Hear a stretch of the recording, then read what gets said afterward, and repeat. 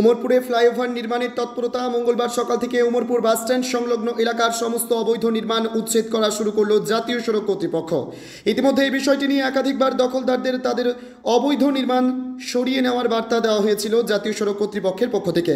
বেশ কিছুদিন আগেই শুরু হয় মাপজোক প্রক্রিয়া। অবশেষে উমরপুরে ফ্লাইওভার নির্মাণ করতে তৎপরতা শুরু করেছে ন্যাশনাল হাইওয়ে অথরিটি।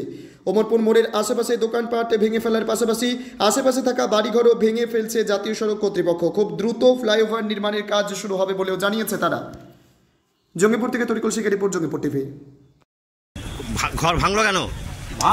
ভাঙলো যে আমি ভেঙে নিচ্ছি, তাহলেও ভেঙে দিচ্ছে। কেন করছি যে শুনছে না, ভাঙছে কেন? ভাঙলো কেন? এখন ওদের দরকারের জন্য ভাঙছে। আমি করে খাচ্ছিলাম।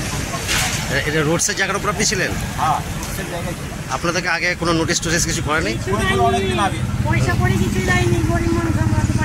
নোটিশ করেছিল আগে?